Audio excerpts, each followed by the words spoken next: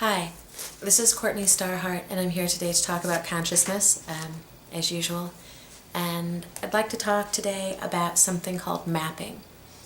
In order for us to begin to deal with the subject matter of consciousness, which is broad and complex, we should have a diagram or kind of an agreed upon map of what we're referring to. So what I'm going to do today is show you several different maps that people use in different places in the world so that you can get an idea of what a map looks like of consciousness and how it's used. So the first one I'd like to introduce you to is the medicine wheel. We use that one quite a lot because it's simple. Here you have the tree of life, and on here you have a vertical axis. The medicine wheel is something that mostly we deal with in terms of the human body, and it contains north, south, east, and west. This is the Chinese version. And it only deals really with the physical and the cycle of spring, fall, summer, and winter. As I said, this is a vertical map, and this one talks about consciousness as well, but for the purposes of orienting yourself in the third dimension, in the physical, then you need to have the medicine wheel because it's a very concise, elegant system. So, the east that we talk about is where the sun rises. The west is where the sun goes down. North typically is up, and south is usually down for summer. So we have the seasons, as I was beginning to allude to. East is birth and the sun rising, so that's spring. Summer is located in the south. Fall is in the west with things dying and changing. North is winter. So on that circular type of pattern, you have actually a calendar as well. So you have the elements: fire in the east, water in the west, so they're balanced and kind of opposing one another. And then you have earth and air for south and north. With this simple little system, we pretty much run ceremonies. It's understood that things are drawn into four quarters, but I've been told that different people in different places might identify south as something different than water or what have you. And those cultural attributions can change depending on the climate and the location. But basically, this is the system that I'm using so that you know what I'm talking about. Typically, we enter into spaces from the east. In the Kiva, you'll see that people come into the east door. The master of the lodge sits in the west.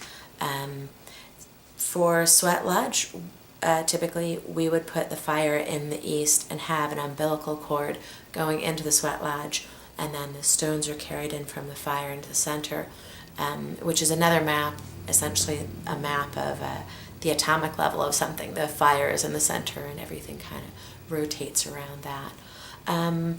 So we use the four quarters for all these different ceremonies, for structures, and it's just something that's kind of understood that certain deities and certain characters inhabit different directions because they represent that energy or that essence. The same can be said for this tree, actually. You can see in classical literature, in mythology, Egyptian mythology, you have these different characters residing in different places on this tree.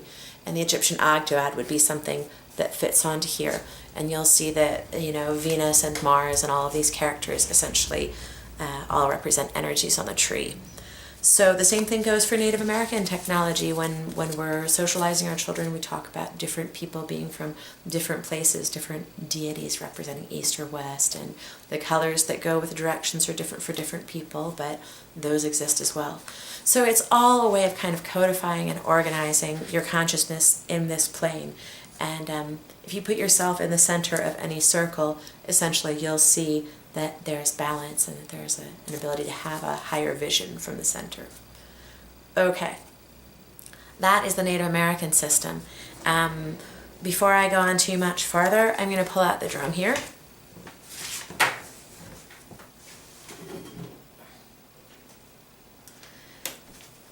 And again, I do apologize. I realize that, making generalizations is not the best thing for everybody, but I hope you forgive me, because even though there might be differences in different systems, I'm just trying to teach you a conceptual notion, okay?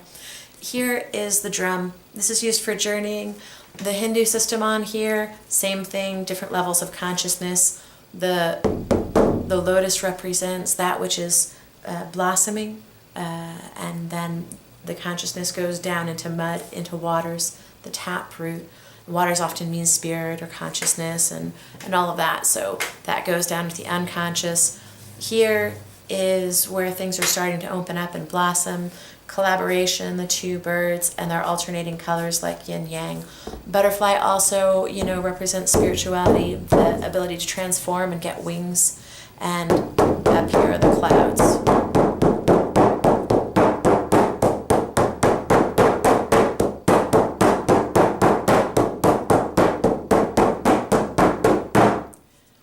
So different beats can be used, but typically when we do a drum journey and when I do drumming in a sweat lodge, the purpose of it is to help you shift your consciousness and your awareness. The drum beat will kind of take over your brainwaves and help you to shift, much like meditation or any kind of trance. Plant medicine is often used as well, but we can use the drums. So typically I use that during the ceremony. Let's see here. So we talked about the drum and this system. We talked about the medicine wheel, the drum journey. I think for now that's all I'm going to cover, because we have a sweat lodge coming up this weekend, and this is some information, just basics that I'd like for people to know. Everybody asks the same questions. Why do we do this? Sweat lodge is a mixture of two different things.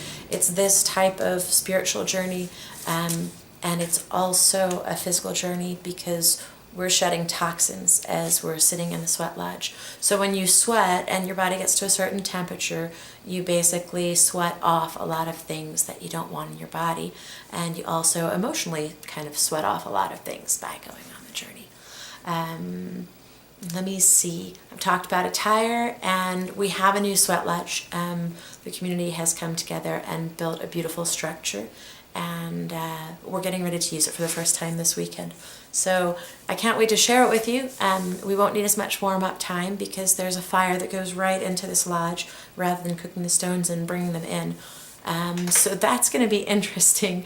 I hope you'll all bear with me. It'll be the first time we're pouring a real sweat lodge in there. It's been initiated and inaugurated, but we haven't had our guests and our community in it yet. So it's really exciting. I can't wait to see everybody, and thank you for listening. I'll talk to you soon.